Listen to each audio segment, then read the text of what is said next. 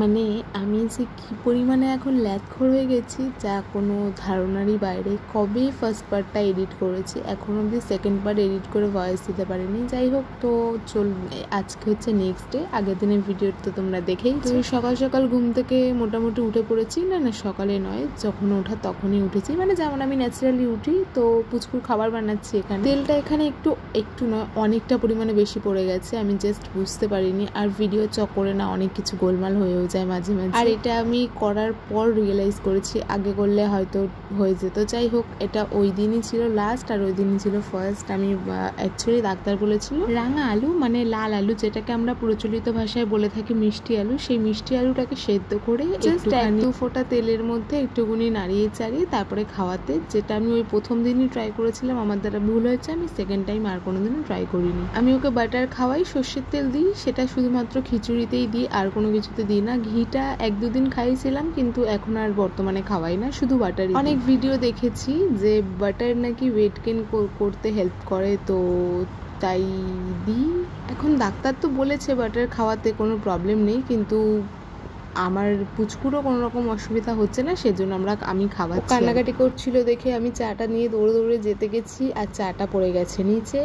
আমি চাটা খেয়ে তারপর ওকে আমি খাবারটা খাওয়াবো। অ্যাকচুয়ালি টাইমটা হয়ে গেছে ঠিকই, সত্যি কথা বলতে দেখো বাড়িতে যেমন তেমন, কিন্তু কোথাও গেলে না একটু সব কিছু তো আর টাইম টু টাইম হয় না। ওকে খাওয়া দাওয়া করানোর অনেকক্ষণ পর বেশ বদিদি জ্বরে, শরীর খারাপ থাকার কারণে বদিদি গেছিলো ডাক্তারখানায়। আমি তখন বদিদি আসার পর ম্যাগিটা নিয়ে এসেছিলো, সেটাকে আমি বানিয়ে খেলাম।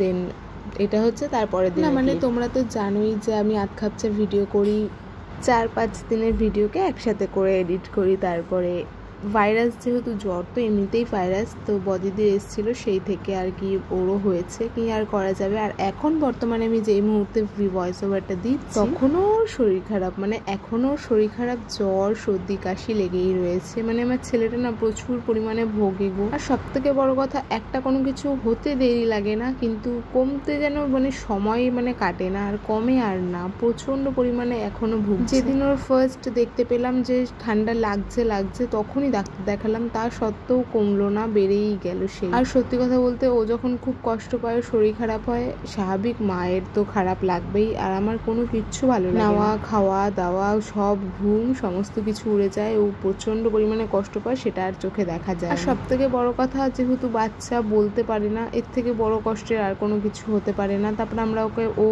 আমি তো ওখানে ছিলামই, ওকে ডাকলাম, ও এসেছিল, তারপরে ও ডাক্তারখানায় নিয়ে গেলাম আমরা দুজনে মিলে। হ্যাঁ স্বাভাবিক, এরপরে তো আমি আর কোনো ভিডিও করিনি, তাই ভিডিওটা এখানেই থাকলো। এরপর থেকে যা ভিডিও করব সমস্তটা আমি প্রপারভাবে করার চেষ্টা করব, আই উইল প্রমিস। স্টার্ট যখন করব পুরোপুরি এন্ড করব, এটা টার্গেট নিয়ে স্টার্টটা করব, আর না হলে কিন্তু তোমাদের সামনে আর কোনো ভিডিও আসবে না। ডাক্তারখানায় গিয়ে দেখলাম প্রচণ্ড পরিমাণে ভিড়, যেটা কমন দেখতে পাওয়া যায় না সিরিয়াসলি, মানে ফার্স্ট টাইমই দেখলাম বলতে পারি। আর আমরা যখন ডাক্তারখানায় যাই পুচকুকে নিয়ে, ও ন্যাচারালি ভালোই থাকে, কান্নাকাটি করে না, তো এবারেই প্রচণ্ড কান্নাকাটি করেছে, কি করা যাবে।